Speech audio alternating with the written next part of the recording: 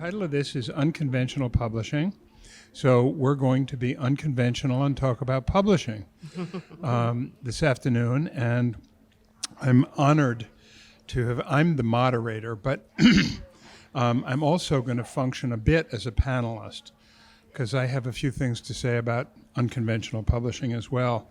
But first, I'd like to introduce our panelists and ask them to each just say a word about themselves, their work, and their experience concisely.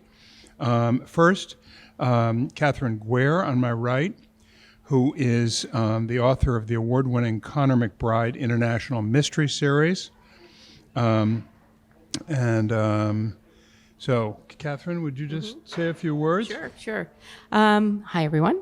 I am a self-published author and have gone down many different paths, so I feel great being here today to share a little bit about my experience and some of the ups and downs and pitfalls and things to look out for.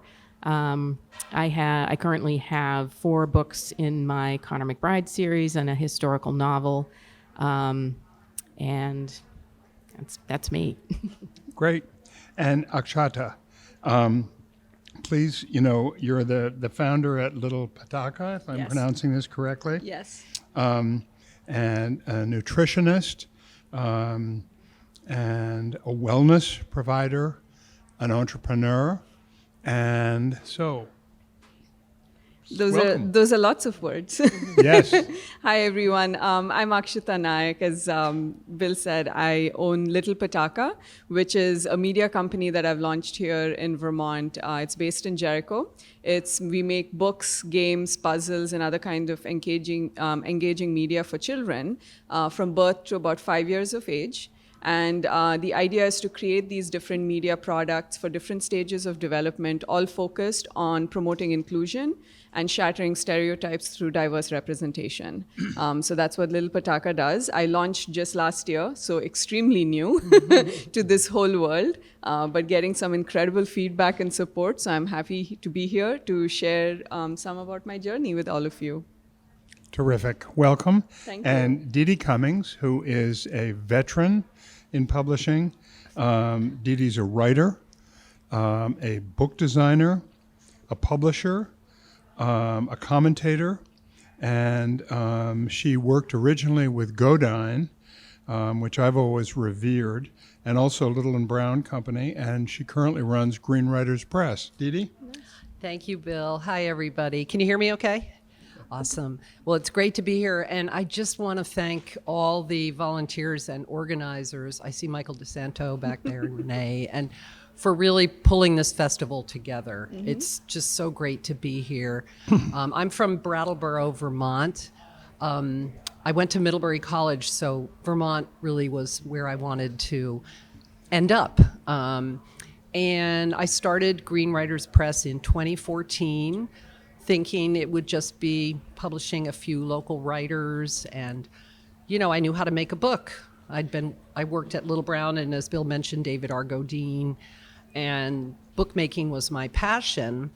And then this little startup, Green Writers Press, gradually grew and grew, and we're sort of representing I guess we're still technically a small to mid-sized press, but we have national distribution and marketing through Independent Publishers Group in Chicago. So we have a little wider reach, but with that comes challenges as well. But I'm here to, talk with you and talk about my journey. But I'm also a writer, and I've been published by a big New York publisher called Skyhorse, which is part of Simon & Schuster now. So I've had that experience of being sort of on the other side. And I also have a memoir that I would love to get published, but I can't find an agent, right? So it's challenging. I don't want to publish it myself. My daughter, because I'm nothing against Kathryn, of course. I love what Kathryn has done. But in my case, because I'm already a publisher, it just kind of feels a little nepotistic, shall I say. But anyway, if anyone wants my memoir, it's out there. Maybe Bill will publish it. Yeah. It's an interesting, I'll say a few words about my own experience. I go back very, very deep in publishing. Our family was related to Alfred Knupf. I never knew Alfred personally. I knew Blanche. Also to Roger Strauss of Farrar, Straus and Giroux, and I did know very well, as they used to say, the single S Strausses. And I've spoken 3 times at Book Expo in New York, and have just always been fascinated by publishing. The company that I used to own, Resolution, we used to handle order processing and fulfillment, mostly for broadcasters, but also for a number of publishers. Excuse me. And so I understand the whole order processing, fulfillment, accounting aspect of the business, which of course has been through phenomenal change.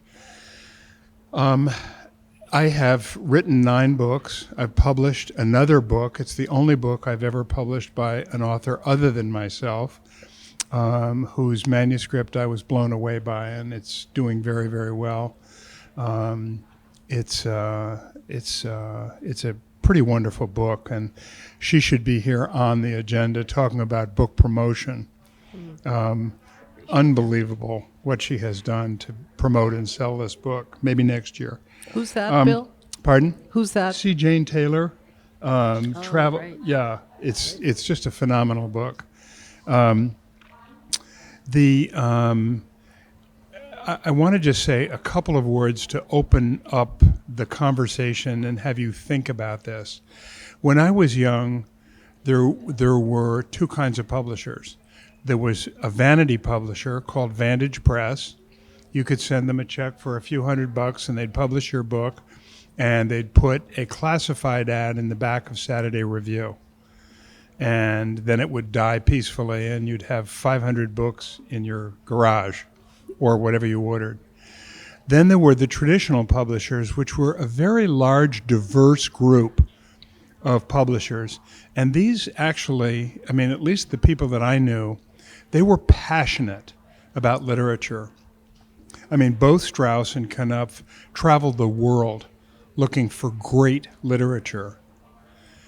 Those days are gone. I'm sure you've been following in the press that the major conglomerate now wants to acquire Simon & Schuster, which will essentially roll up most of the traditional publishing industry into one company.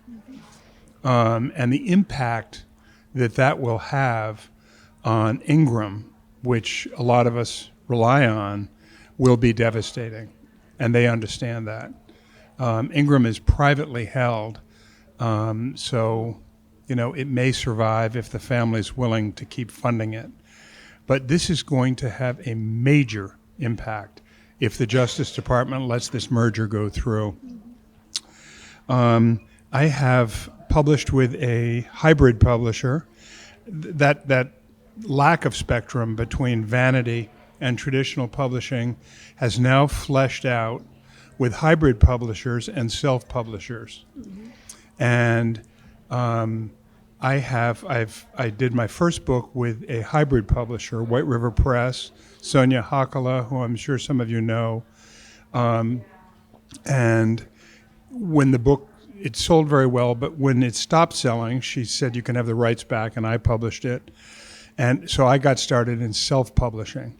And I've done now 10 books as a self-publisher, functioning as a publisher with Ingram, not in their Spark, but in their LSI division. And 2 books ago, or 3 books ago, Simon & Schuster picked up a title of mine called Lila and Theron. They published it internationally. By their standards, it didn't do anything. I was pretty pleased with what they did. It's a wonderful book, Lila and Theron. Oh, well. Love the book. Thank you. And they just remaindered it. And, they said, well, do you want us to pulp it, or we'd be happy to give them to you? So I had visions of the Weimar Republic and book burnings and, So they very kindly sent me 900 copies. And I realize at 77 years old, I'm not in this for the money anymore. And I've just been giving the books away. And I've actually gotten more good out of that. You donate 25 of your books to a library, and that book has meaning in that community. That book becomes a community read. I just was at the Morrisville Library. There were 70 people there. 90 people read the book, and we had a wonderful discussion. And that was worth more than a paltry royalty check, frankly.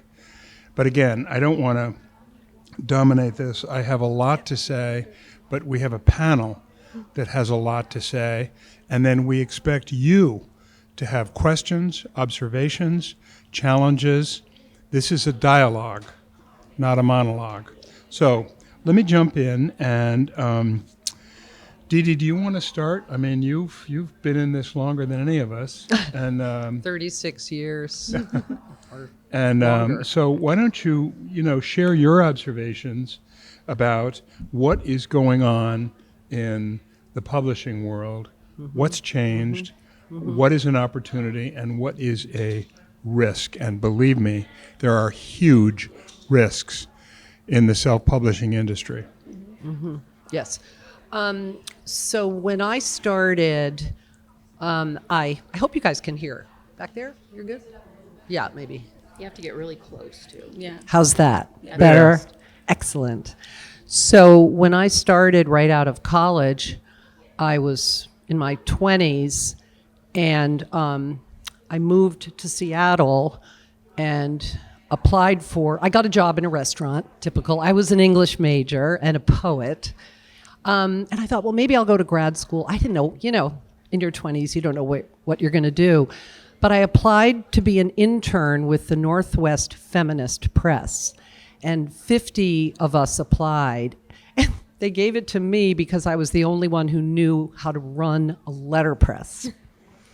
So we set up, and this is like pre-grunge Seattle, Capitol Hill. We set up in the garage, and I ran their letterpress. And it was a great introduction because I had done a poetry letterpress workshop with the legendary Sam Hamill up in Port Townsend, Washington. So I really missed New England. So after a year with the Northwest Feminist Press, which became the Seal Press, and they were acquired by Perseus, and now they're in New York. But they recently had their 40th anniversary, and they wanted to fly me out to San Francisco before they went to New York, and have me come because I was their first intern. Boy, I'm like, am I that old? But you have to get a start somewhere. And then I moved to Boston because I'm from Rhode Island and I love New England, and got myself a foot in the door at Little Brown, which is now Hachette Book Group, part of what Bill was talking about, one of the big four, do we say big four publishers in New York. I loved working at Little Brown. I wanted to be an editor. So it's really hard because a lot of people want to be an editor, and they said, well, we don't have any openings, but we'll put you in manufacturing. And I was like, oh no, that sounds awful. But that was part of the book design. So I was basically a secretary in the department. My first job was to count author changes in the galleys. Now, in those days, we had traditional long galleys. I had to count all the author changes, all the printer mistakes, and all the editorial mistakes. So I did my little hangman thing, and I would count them up. Then the publisher would bill the author for their changes. And they would call PEs were printer errors, then the printer would give them a credit on that. So I did that every day. And then they started, having me design the spine of the book. And, one of the things that I did was I read the books. And, I've worked with big marketing departments in, Texas and Boston. And sometimes the marketing folks sign like a self-published author or a big or small press, but do they really read the book? That's a question I have. And if you read the book, you can get passionate about it and learn. So that was a big takeaway for me, to read the book. Mm-hmm. And then they said, well, we have this new author. Her name is Mary Oliver. why don't you work on her book? I'm like, okay. So I ended up doing 6 books for Mary Oliver, and that was quite, by then she would go to different publishers frequently, but she always said, Dede's coming with me, because by then I was freelancing. I left Little Brown in 1986 because I had a new baby, and back then it was really hard for women or parents who wanted to spend time with their kids. There wasn't a lot of flexibility. So I went freelance, and David Godine gave me a job. Shambhala Publications, I worked for them for 25 years. And so I was able to get, I don't know if any of you have heard of the Tassajara bread book, but I did the revised edition of that and worked with Mary Oliver quite a bit. I went, to Beacon Press with her, then she went to Houghton Mifflin. So she took me along with her. Why did she like me? I don't know. I'm a poet, and I understood lineation and indentation, very important to her. When book design is my passion. So I decided I didn't want to be an editor. I wanted to be a book designer and bring the words to the page. And that led me to where I am now. And the challenges, Bill said, being a small to mid-sized publisher, like in the pandemic and pre-pan, we were really doing well. And then the pandemic was terrible for us. Part of the problem was good old Amazon.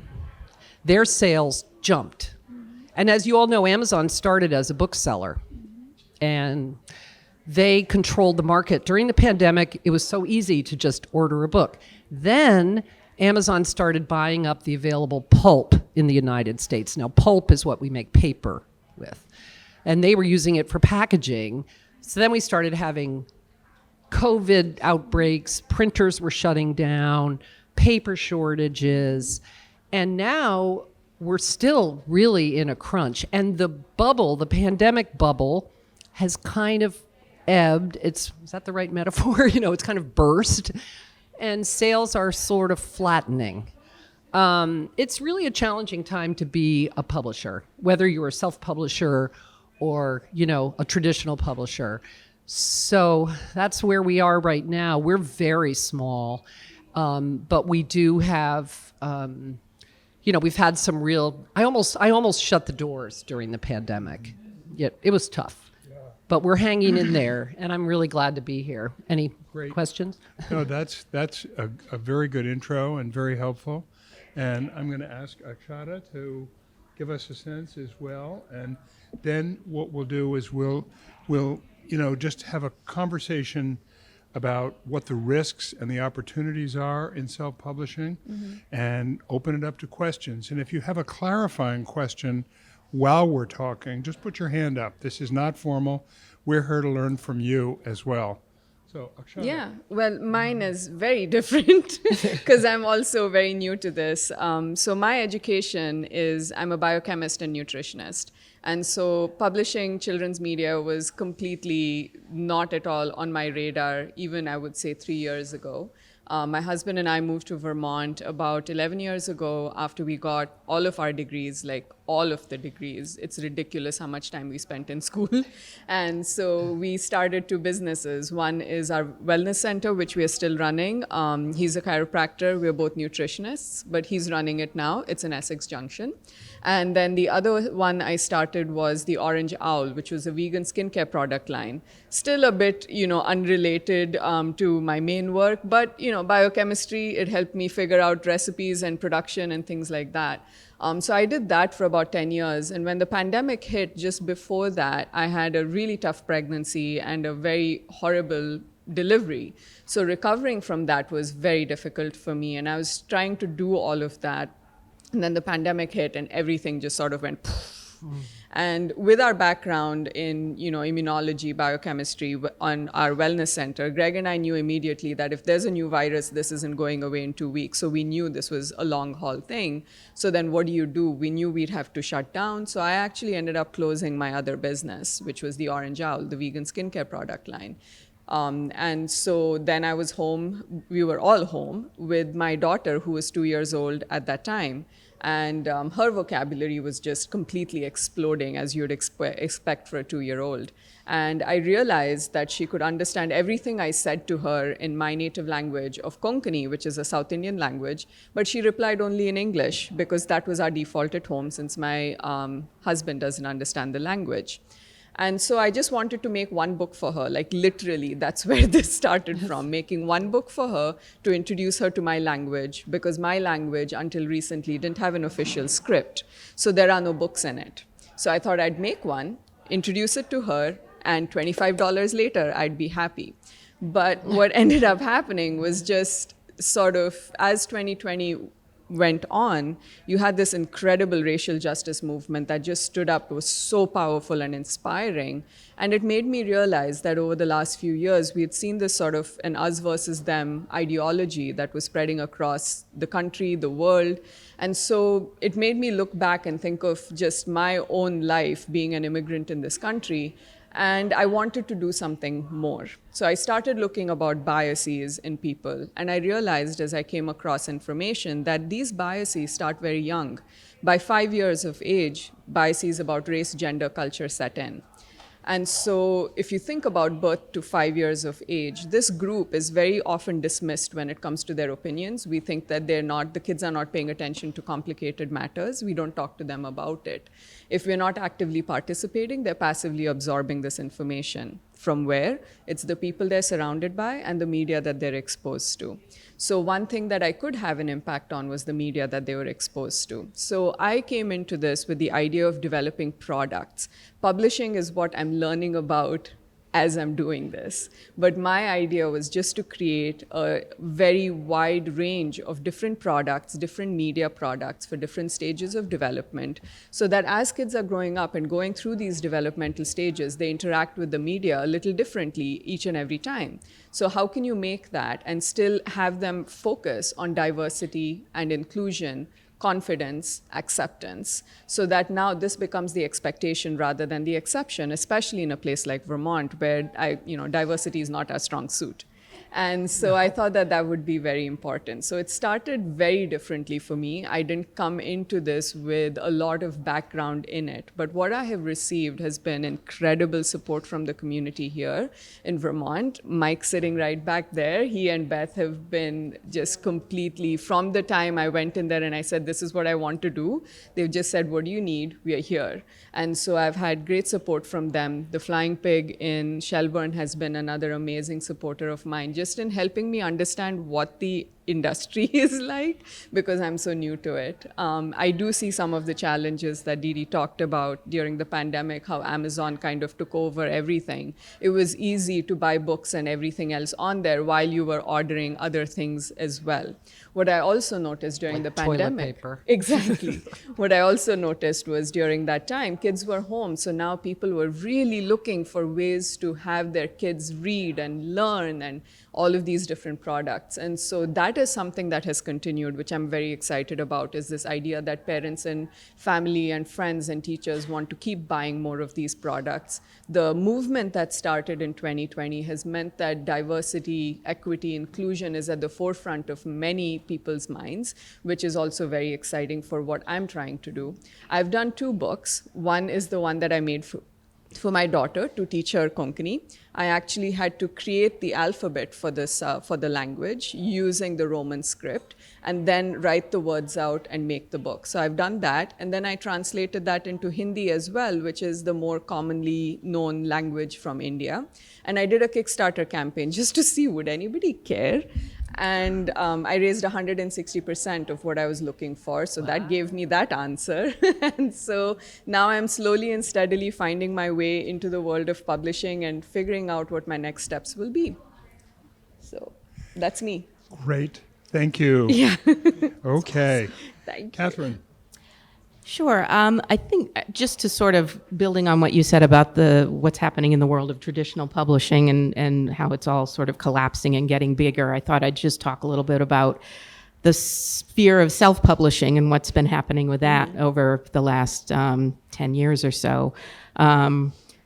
really self-publishing, there's always been self-publishing, because Charles Dickens self-published A Christmas Carol. John Milton actually had his own Kickstarter for Paradise Lost. He put ads in the paper and got subscribers, and that helped him publish his book. So there have always been authors who do their own thing, produce their own, and distribute their own. I think what happened in the 2000, around 2010 or so, was there was the Amazon phenomenon, which was basically the Kindle Direct Publishing process and the Creative Space process, or Create Space process, which allowed people to, at no cost to themselves, theoretically, put together a book and launch it into the world through Amazon. And there was a lot of outrage over that, I think, because admittedly, there was just, all of a sudden, hundreds and hundreds and hundreds of books that weren't very good on Amazon, not very well put together. Their covers were not, there were people doing their own covers. Everybody was excited. I've made a book. I put it up. So the early days of self-publishing sort of generated, I think, a lot of distaste among some people. I think in the years since, there has been a concerted effort to professionalize the self-publishing sphere, so that there is, I think that there is far better books now available. It's with the others that are still not good, but more and more we're learning about self-published authors who are really very accomplished and talented. There was a recent breakthrough, I can't remember the name of it, but the most prestigious Australian literary prize just shortlisted a self-published author for their literary prize. It's called Grimish. Michael Winkler, I think was his name. A sort of a experimental fiction novel, and that's a breakthrough. That's a self-published author who has been recognized, which is wonderful. For myself, I explored the traditional route. I had, like millions of writers, I had my manuscript, I had it edited, and I was looking for an agent and couldn't find one. I was, pushing 50 and thinking, I think at a certain point for all writers, they start to wonder, what exactly are my goals? What is it that I want to feel fulfilled about with this? And for some people, they really want to feel like they were acknowledged, that they wrote something and someone said, yes, we are going to publish this. And that's fair. That's, absolutely legitimate. But my goal was just like, I want people to read this. I want to get it out. So the first book my first novel I did through the assisted self-publishing route, which was where you pay somebody to produce the book for you. They have a whole package of services. They make you a website. They do your cover. They format your book. It was expensive-ish. It was not cheap. And after I did that, I sort of kind of looked at it and saw, I can do this myself. And for the rest of my books, I've had them professionally edited. I have professional designers. Basically, what the world of self-publishing is now is that you are a publisher who, if you're going to be serious and professional about it, then you surround yourself with professionals, people who know how to design book covers, people who know how to edit. They have to be professionally edited if you're going to be serious and put forward something of quality. So I think that is where the industry, the self-publishing industry, sits right now, is that there are people that will still, just put their stuff up, and that's good for them. Maybe they have an audience for that. There are a lot of folks who are dealing with chronic illnesses and they have a story to tell and they want to develop a support group and have a book that goes along with that. That's their goal. They don't, they have different things that they're trying to accomplish. But for folks who are in looking for the alternative to traditional publishing, I think there is a rapidly professionalizing industry around that particular path. That's very true, Thank you. Kathryn. I'm seeing that as well. As I'm speaking with people, the whole idea of when I talk about self-publishing, everybody expects a certain type of thing. Like you said, it's not always high quality and things like that. But now more and more I hear that these are the steps you have to follow. These are the things people pay attention to. So how can you do that? So you're bringing in some quality for your work so it stands out. So it's just not lost in all of that. Yeah. Absolutely. I'm going to go last, and I'm going to throw a lot of hard information at you very quickly, just to spur questions and discussion. I have self-published now 10 books. And the thing you need to understand, first of all, is if you are self-publishing, you have 3 full job descriptions, and they're all different. 1 is you're an author, 2 is you're a publisher, and 3 is you're a marketer. Yes. And don't assume they're all one thing, because they're all 3 different disciplines. So you need to be prepared to understand that. Second of all, your worst enemy is vanity. And I get, as an author, I get probably anywhere from 50 to 100 emails a week saying we can make you a New York Times best-selling author, you know, racka, and no matter how much I try and filter these out, they keep coming.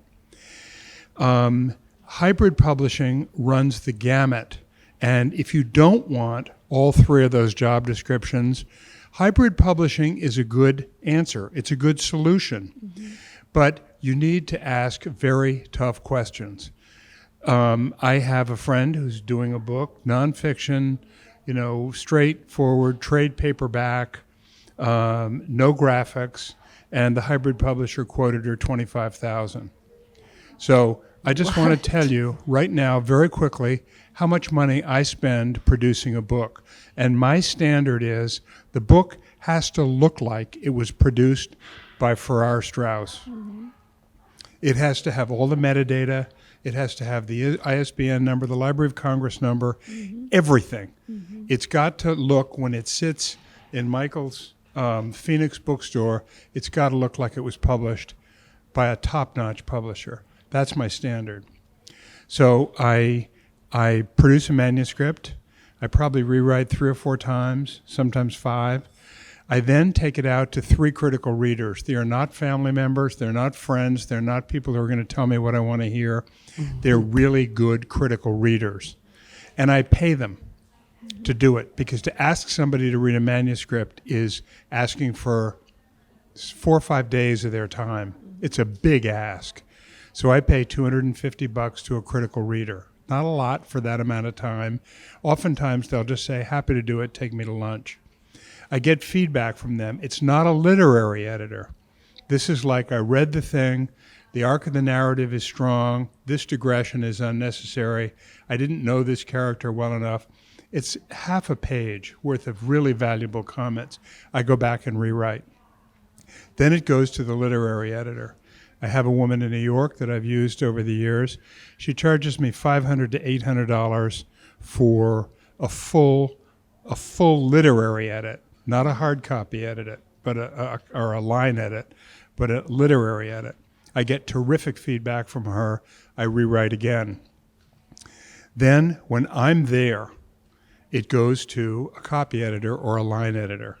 They go through and make sure that the language, the colons, the commas, everything are correct, so it looks professional. And you may say, well, that doesn't matter. What matters is the story. Wrong.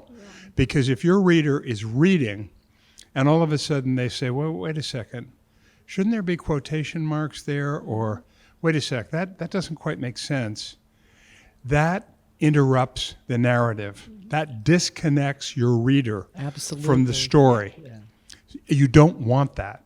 You want the act of reading to be automatic. You want them just absorbing your story, okay?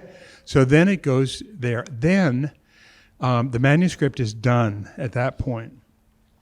Then I go to a designer, and I've used several designers over the years, and my philosophy is I'm a writer. you're a graphic artist. Read my book, bring me some tissues. I don't say, I want a picture of an ocean wave with a little fish diving out. I don't do that, because that's not my discipline. My discipline's writing. I trust the designer to read my book and bring up a design that makes sense. So I stay out of it. They send me a couple of tissues. I say, gosh, that feels really good. Okay, we'll develop it. That can be anywhere from $800 to $1,200. Then at that point, the deal I have with the designer is you have to produce 2 files, digital files, a cover wrap file, which is the front, spine, and back, and a text block file, which is the entire interior. And they're designing the interior, the topography, the spacing, pagination, everything. That's the final product that I pay for. So when Ingram, LSI, says, okay, we've accepted your digital manuscripts, I then pay the designer. So what I want you to hear from that is that the total cost for me to produce, with great care and good collaboration, a finished work is anywhere from $2,800 to $4,000. So if a hybrid publisher says, well, to produce the book, we're going to charge you $5,000, that's not unreasonable. They're a business. They need to make a margin. And then they offer you a bunch of promotional stuff. That's what you have to read carefully, because that's where your vanity is going to get in your way. We're going to buy this advertisement. We're going to hire this publicist. We're going to do this. No guarantees, but we're going to do this. That's where you need to pay really serious attention. If they come to you and you say, we're going to make you a best-selling offer and it's going to be $25,000, run. Run. Because a hybrid publisher cannot make you a best-selling author. Only you can. And that's the huge dilemma in publishing, in self-publishing, traditional publishing, hybrid publishing, and vanity publishing. The immense dilemma is curation has gone the way of the traditional publishers. They're the only people who are actually curating. Everything else is open market. And so you need to understand, if you're trying to get an agent or you're trying to get a publisher, I skipped over the agent thing. I ended up going straight to Simon & Schuster. They're going to say, what's your platform? Now, you know what a platform is? Okay. What they're saying to you is, we're not going to sell this book. How are you going to do it? And the friend of mine who wrote this manuscript about this motorcycle trip, BMW is her platform. They're so blown away by her novel that they're giving her a monthly column in BMW magazine, because she's going to attract female riders. That's her platform. My platform is much more limited. I'm an opinion writer for Vermont Digger. I've got about 2,000 people who have opted in to get it. I can say every time a book comes out, oh, by the way, sorry to interrupt, but I have a new book out. That might get me 100 sales if I'm lucky. So those are the realities. Be very, very careful about the vanity appeal, because it is, you want to be successful. And that's what a lot of people are playing at. I want to tell you, there are very good hybrid publishers in the market. I mean, Dede's one. Mike DeSanto is one. Stephen Rootstock in Montpelier is a good guy. The only other thing I'll say, I could go on for another 20 minutes, and I don't want to, because I want to give you time for questions, is I publish all my books in audio. And there's my audio producer. Can't recommend her highly enough. She's done all my books and does a phenomenal job. And then also as ebooks. If you care enough to invest all the energy you're going to put into a book, you need it in all 3 media. And an ebook costs about $100 to convert. An audiobook to produce well is probably in the $2,500 range. Am I right? How many words, people? Yeah, right. Right. Do 2,500 for someone else at 50? Yeah, yeah. Again, I Time, didn't how mean much time? to set it. Of course, it should be tied to the word count. So, let me stop there and open it up. Any clarifications or anything anyone would like to add before I ask for questions? So I'm a traditional publisher. We also have a hybrid new imprint that my senior editor Rose and I started during the pandemic because we needed some income, and it's really exciting to also offer the hybrid model to prospective authors. Because listening to Bill, you realize there's a really steep learning curve for self-publishing. As someone who comes from the traditional area, I came from Little Brown, I really respect people like Kathryn, like Akshata, who take it into their, and Bill, like they've learned so much, right? And I was paid to learn this stuff, but these guys just invested time and money and their passion to do it. I think self-publishing has a bad name in the industry. And as someone who came from the traditional side of publishing, I don't like that. I mean, Kathryn, you might know this, or Bill, there was this book, or Akshata, the Tinker book, that was a self-published book, and it took off, One thing that as a publisher I look for and to remember, it's all about the writing. Yeah. And Bill brought that up. Everyone, it's about the content, and making the writing sing. And obviously what Bill said, it's so important. Everything he said applies to traditional publishing. Great, Chicago Manual of Style, have it proofread. I mean, I recently published Becca Ballant's collection of essays, and a librarian from Vermont sent me an email, and she said, I've got a typo for you to fix. Oh, no. Pouring over documents. This was the section where Becca's going on about the Me Too, her essay on Me Too. And I was like, she said, page 117, line 2, it should be PORING. And I was like, oh my God. But I thanked her and I said, one thing I love about being a Vermont publisher is that community collaboration. Yes. Like you were talking about how people came out for you to help. And there are so many wonderful Vermont authors. One thing I think that makes my tiny press stand out, I mean, we've got about 140 titles in print right now, and we'll be 8 years old in April, is that, we print our books in a sustainable way. Now, I know Bill uses Lightning Source, and they are committed. Ingram does use mills committed to sustainable forestry, but it's a little vague when you, like, Amazon's KDP printing, where does the paper come from? Yeah. My publisher in New York, for my series on holistic living, I did this book, The Good Living Guide to Beekeeping. I don't even keep bees, but I'm a journalist, so I interviewed 14 beekeepers, and that was like 15,000 words right there. And it was fun. Cut us down because we're almost done. Oh, and I great. want to give chance for questions. But just that we print our books, like this new one that's out, this is all printed in Vermont. Yeah. And it's on post-consumer waste paper, but I've got a bunch of samples. But I think that makes us stand out. I get inquiries from people all over the place. They search for sustainable publishers. There are not a lot of them. And during the pandemic, the big New York publishers couldn't send the books to China. Yeah. And China didn't have paper, and China was buying pulp for recycled paper, which it's a mess. Yeah. But It is a printing mess right now. sustainably, people find us. We come right up on the top of the Google search for that. Questions? Yes. So I have a book coming out in March, my first novel.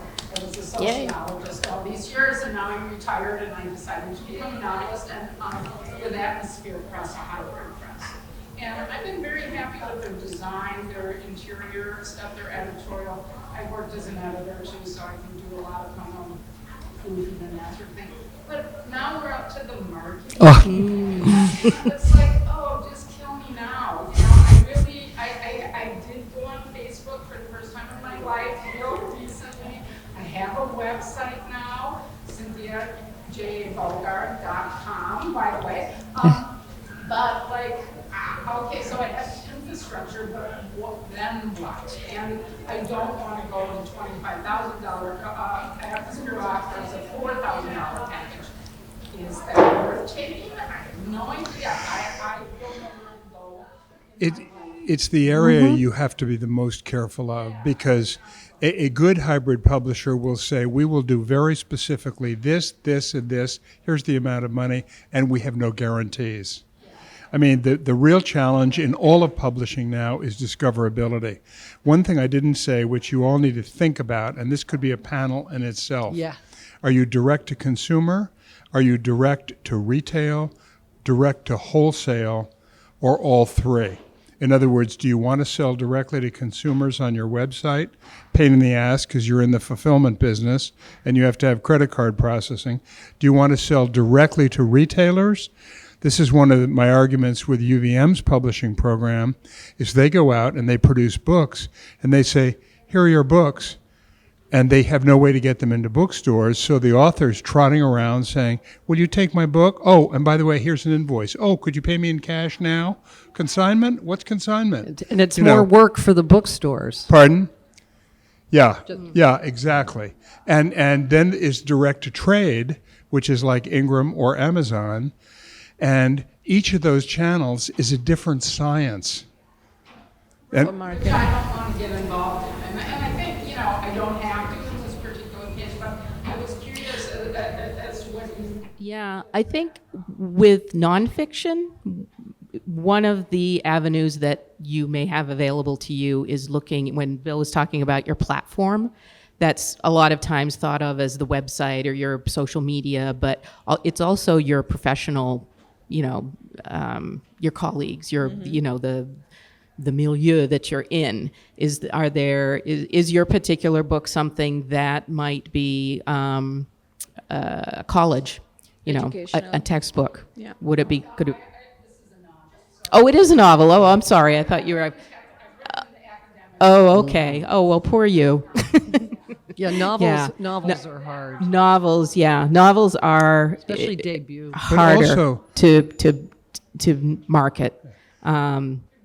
But the other thing is the content can determine what your opportunity is. I wrote a novel a while back called The Priest, and it's a vicious attack against Catholicism and a priest who survives in the Catholic Church with none of the same values.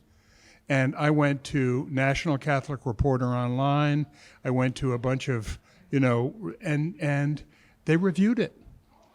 The book Fat People, The Psychology of Eating Disorders.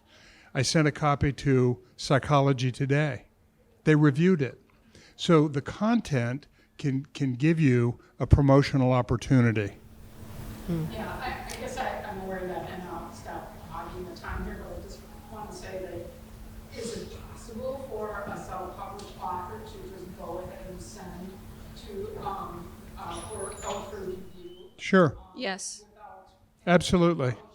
Yeah, no, Yes. it's fine. One thing that's hard for self-published authors is book awards. Yes. I I was just going to talk about that. Yes. I mean, right on their submission guidelines, they say, we do not accept blah, blah, blah, which is kind of, I was just curious, Akshata, what kind of marketing, do you have strategies for your? Yeah, for me, it's basically, I guess I'm looking over and over. What I've realized is, know your customer base. And so who are your readers? What is their profile? Where do they live? What do they do? What do they earn? So that's the type of like a customer profile that I've developed for parents and family and others who would be buying it for kids in their lives. And so for me, it's urban, suburban, two-income household, higher income, those types of things. And then in terms of strategy, for me, it's mostly been, again, sending it to places for like gift guides, places where they review products that fit in for children's media. It could be books. It could be my other products that I've developed. We send them out, send out samples. Because marketing is not my strongest suit, I did hire, I'm working with Juniper, based out of Vermont, and so they do my PR for me. So they keep sending information out as new products come out and new things happen with me. They send PR out for that, press releases and things like that, which is also helpful. The idea is to get, press hits, get hits on your website, and just get people to find you, and that's really difficult. So it takes a lot of work on your part if you're the one who's doing all of it as a self-publisher. If you have somebody backing you, you have that machine behind you. In this case, you don't. So then you have to deal with it as you're launching a single product and figure out all of the steps and do that. So if you do have somebody who's giving you like a package deal, I would suggest looking through the package deal, seeing what the deliverables are. Nobody is going to guarantee anything, because if they do, then they get into trouble. But you look at the deliverables and you see if it matches what you're kind of thinking about and what are the goals you want to achieve. And see if it matches up or not, and go from there. It's going to be trial and error. It's not going to be that you're going to hit it, out of the park right away. But it's your first step. Right. Yeah. That's Yeah. really good There's advice. also the old saying that the best way to market your book is to write the next one. Because people, I was going to say, it could also Yeah. end up being that you do one, you do the next, and then you set up yourself to be, if you can, given your academic background, being like an expert on the subject, or, for me, being on these panels and, just getting to know more people within the industry, within the sphere, so that more and more people know you. If you have one product, one book, two books, three books, whatever, as you grow, that's what's going to bring people to you. And then, a couple of years down the line, maybe they'll start buying your older book as well, because they've discovered you through somewhere else. Or a series like Kathryn has. Yeah, Series exactly. is a Get them great way. hooked. Like maybe the Yeah. novel could. Yeah, it's for, there you go. Then for you kids. market them together, or you can repackage them. Yeah. And Other- it's the same for kids as well. Like if parents find one interesting, it's easy for them, mindless, to buy the next one for their kid. Other questions? Kathryn had one? Questions? Yes. I'm sorry, can someone repeat that? I'm having trouble hearing. The Canadian papers? Canadian. I'm sorry. My hearing is terrible.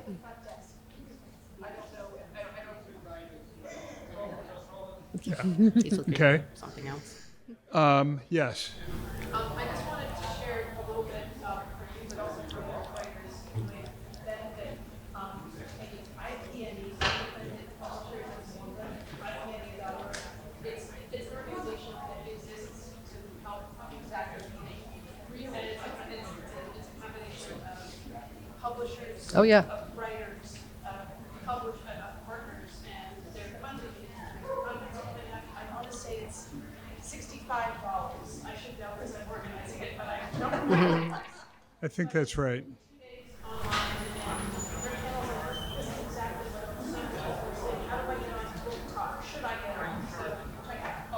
Yeah. Yeah. There's another one called the Alliance for Independent Authors. They're very active on Facebook. They have a really active Facebook forum that's pretty supportive. What is Facebook? I hate Facebook. Sorry. Other questions? Again, yeah.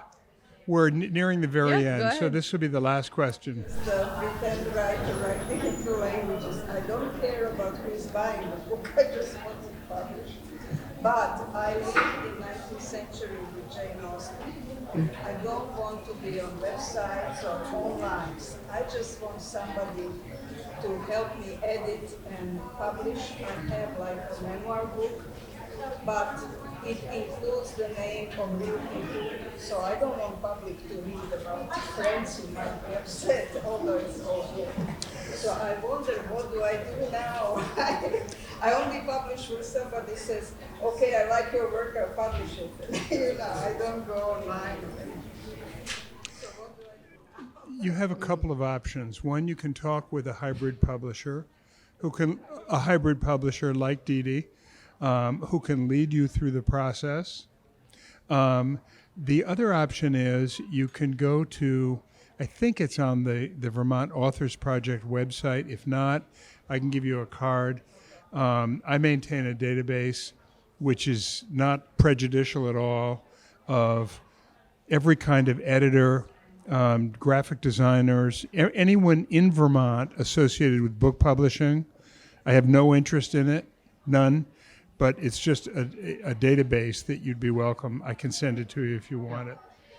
So it's a little hard to, if you're writing a memoir and you're using actual names of people, you can have a disclaimer on the second page after the title page, what we call the copyright page, which will free you and the publisher from libelous, it's important to have some kind of disclaimer.